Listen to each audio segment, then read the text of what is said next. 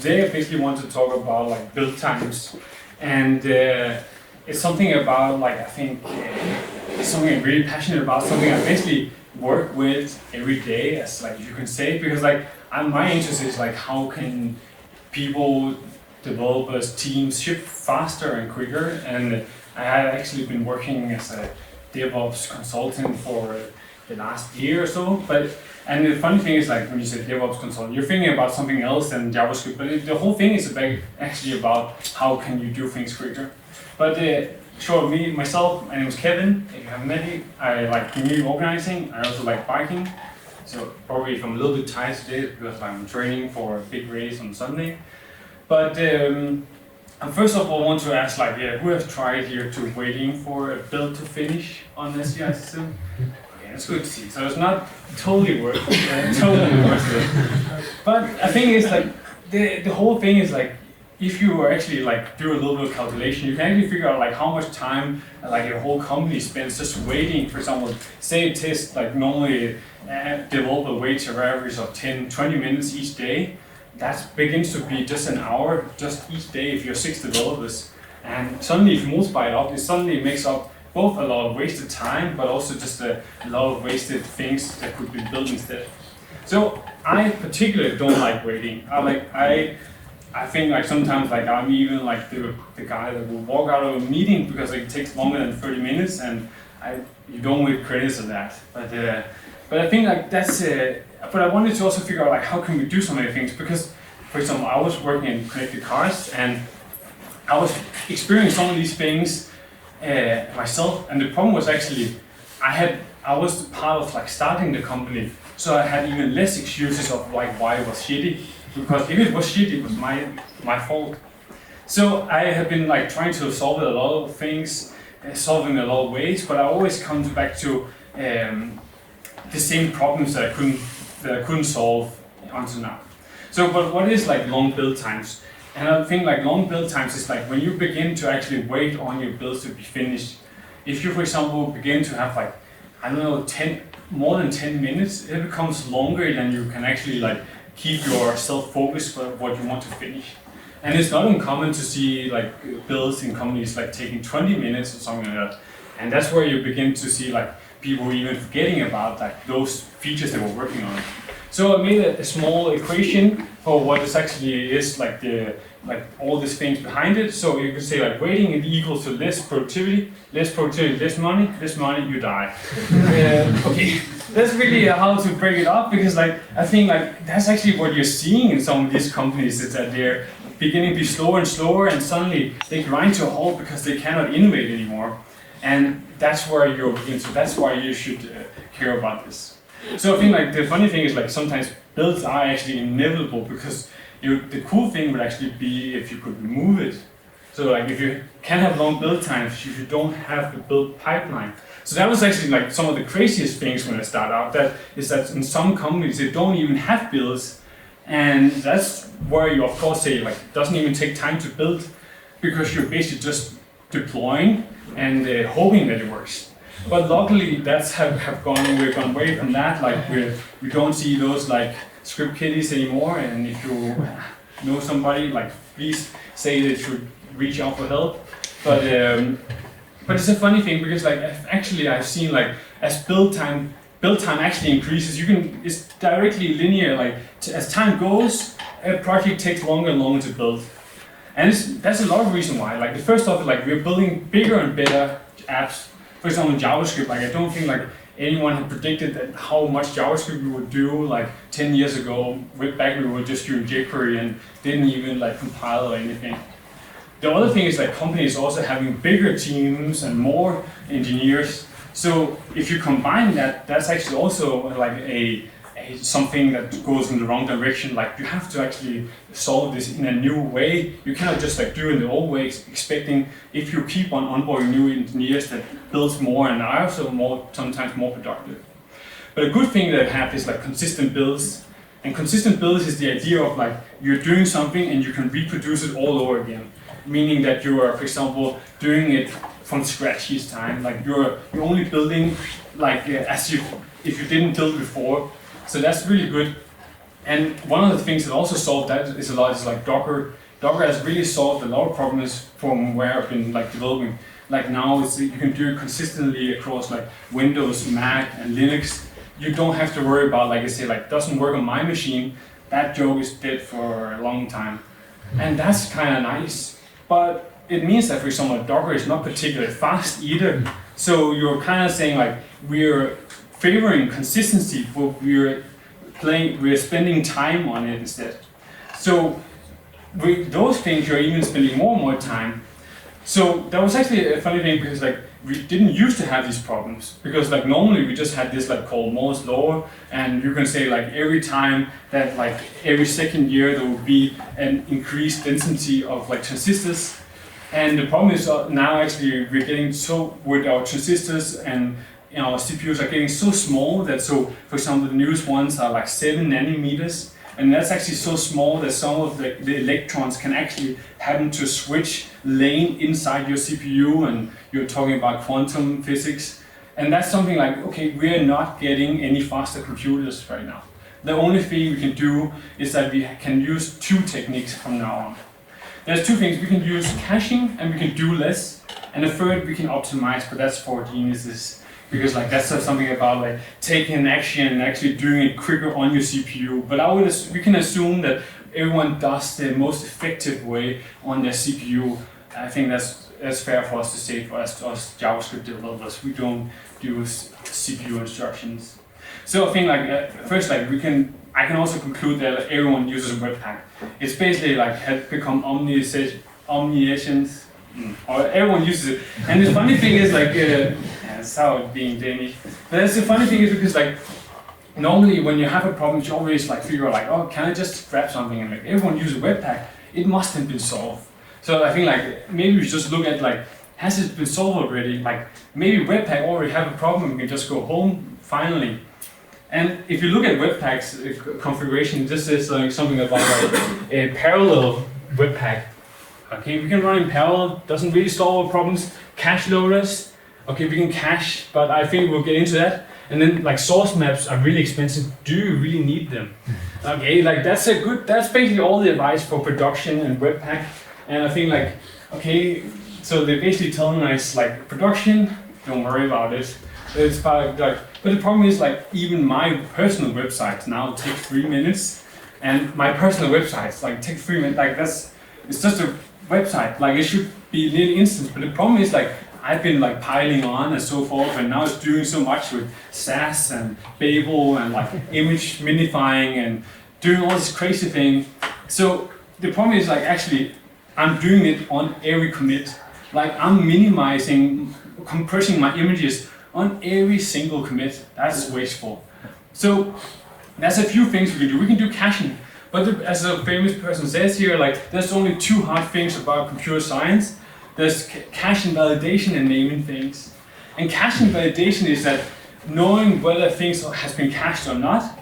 That's something about like either figuring out like, oh, has this file been cached?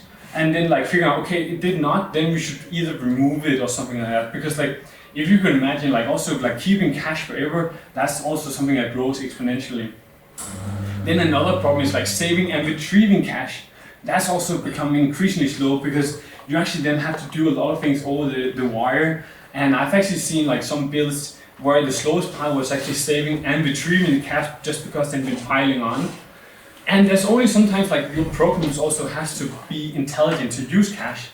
So it's like kind of a optimization that's like, it's a really difficult one, and something where you both have to be really clever and also you're likely to make a mistake if you cache something.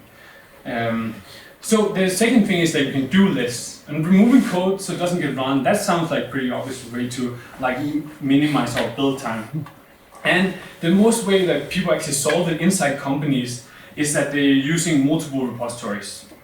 And using multiple repositories it's a great way. The only thing is often that it leads to collaboration problems. And collaboration problems is that your multiple repositories do kind of make it a big barrier in between like collaborating on multiple projects because you're actually like committing to multiple places. And then there's also the problem is your company code is different from open source code. So the reason why also sometimes we have other repositories is that doing open source is different in that your code for company is something you're responsible for. It's something that makes the company money. Doing open source is something that companies do for promotion or something like that. But your open source usage shouldn't be your excuse for why you're not, for example, allowed to make changes that easily. So imagine, for example, you're using Webpack and suddenly you have to figure out like, how do you change it? Or for example, it could also be that you're trying to actually do some things that would just be easy if you just have the insight. But there's some problems for like collaboration, and I think you have an example here. So for example, we have Project A, it's like a new company. Project A is like quick and thing, only take 2 minutes, so it's still good, but I think like anything beyond like instant is always slow. It's like a queue, either it's full or it's empty. There's only 2 states. But you can see we have a UI library, and it also takes 2 minutes. So the natural thing would be to split those up, so we have like 2 minutes and 2 minutes, because most of the work is actually done on Project A and not in the UI library. So we actually split it up, and that's fine. Now it takes 2 minutes each, and we actually halved our build time. The company grows, and now we also have Project B, and it's actually 2 different teams that are managing it. And they both depend on UI library, because you want your product to look the same across different apps, even though they should look the same, even though they're actually 2 different teams. So if Project A and Project B depends on UI library, you also kind of need to have a way of collaborating. So what most people do is that they version it. So let's say UI library is now version 1. That means that we can now like update Project A and Project B to use version 1. That's all fine. Then Project B is like a little bit quicker because they were coming late to the party. So they're actually doing a little bit of features to UI libraries, now it's 1.1, and they're updating in their npm code. And that's also fine. Now we are seeing a little bit of discrepancy because like Project B, they don't care about Project A. That's their problem. Like keep them at version 1, and we don't want to break their code or anything. So let's continue with that. But then like Project A also catches up and actually also makes a feature, so now it's 1.2. So now Project B is actually behind. This is all good because we are using same word, so we're actually indicating it's not a breaking change because that would change the first version. But now we're having Project B change it, and they actually make a breaking change. And because it's actually an external repository, they don't actually care about Project A because like they can just upgrade it when they have time. Like it's not our problem. Like this, just upgrade it and make the breaking change. Like we did a similar version, so it must be fine. And that's a big problem because like now Project B actually put work onto Project A, and they could have talked together and figured out if it was actually, but it was easy just to do without asking. And maybe also somebody is the primary editor of Project B. So that's a nightmare. It's a total nightmare because like you're actually inside a company, you're supposed to collaborate, but you're doing things as your own team, so you're working as fast as possible because you have a boss that asks for your time, and you're something like that. That's also why we depend on public packages. Like this, like if anyone remember LiftPad, I think like if you say your boss like, I cannot work today because like somebody deleted a package on a big repository, and it's like, okay, get to work. Like I don't care, because that's also our responsibility. Like if we don't have something working because somebody else deleted, that's an external dependency, and that's something you should try to actually remove. And LiftPad, that was such a simple function, so you could have copied into your own code, but you didn't, and I didn't also, because like then you had to maintain it, and how do you version it and something like that.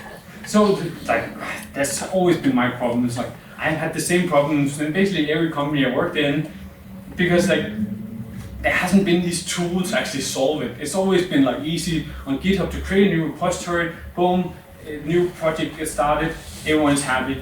But doesn't actually think about like how actually like a company grows. So how can we solve it? There's a few things we need. There's a few tools that we need. So we basically need a tool that we can define dependencies. Dependencies in that we can define between projects how they're depending on each other. So for example, you would say that Project A and Project B depends on the UI library. And you would actually then like remove completely versions, because like in the company, all of you should actually work on the latest code. That's how Google does it. But it's always easy to say like, oh, if Google does it, that must be good. But it's actually a good way to think it, because you're actually saying like, we're using the latest code and we're collaborating. We have a common goal. We're not teams that are competing against each other. We then also have a tool that watch for file changes. And because we need to watch file changes, because like if something changed, we need to actually know what changed, and then we need to figure out like how can we then resolve what did that actually what did I actually cause? And then it also needs to be language agnostic, because like even though JavaScript is a perfect language, it maybe also needs somebody inside your company maybe using something different, and it would be nice if that would actually like cover it all. So it needs to be that we cannot depend on JavaScript as the sole thing for solving every problem. It's like that will be PHP all over again. So example here is like we now have 3 projects. The company has grown even more, and we have a library. And so for example here, if you were now you can see this. It would maybe be one repository. It could also be multiple, but you need a way to confine. But see this is as one folder where you have like this as subfolders. So now here, project A, you make a change to index in the first day, and the way you wanted to do is like we only change project A, so now builds on project A only starts. That seems logical, but that's actually super difficult to figure out that because we change project A, only that runs. So what happens if our library change? What actually then should happen? The thing that should happen is actually we changed only the library, so project A didn't change at all. That could be our UI library or something like that.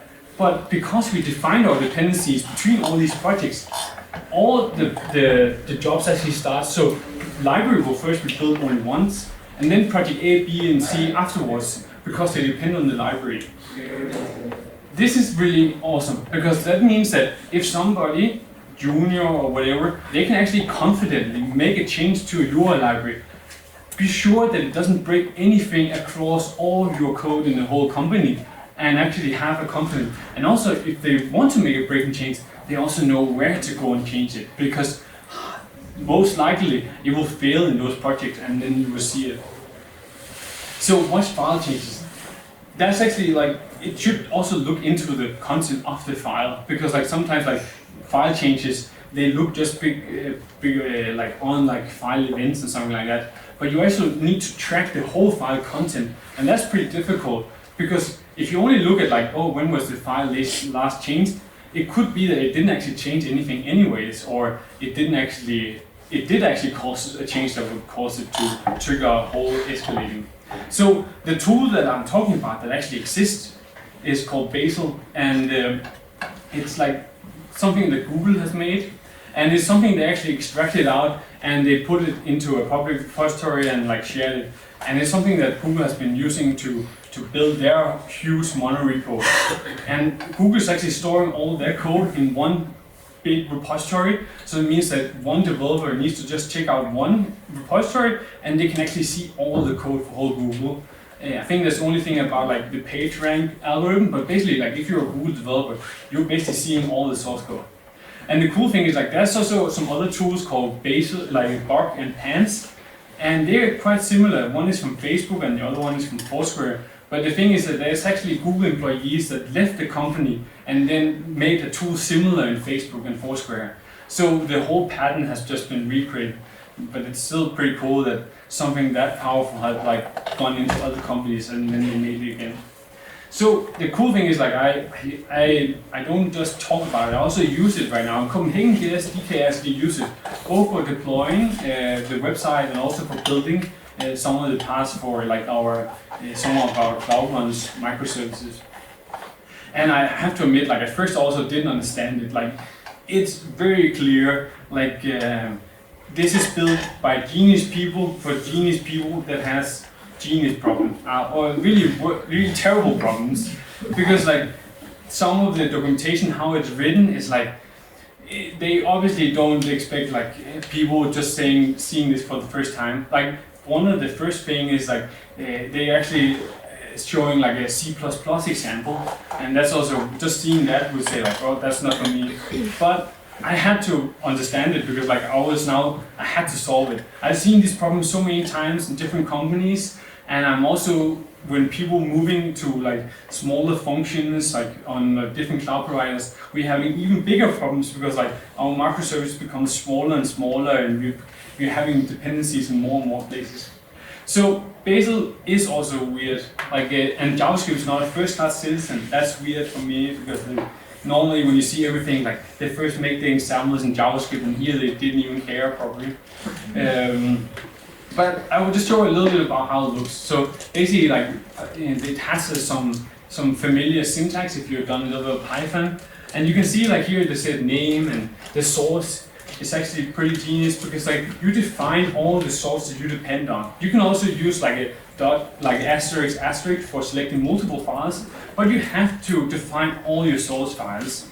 Then you can see the command. Here is actually just like doing a little bit cryptic things, but like the dollar less than is actually a shortcut for the server.js, and the dollar and add sign is for if there's only one output.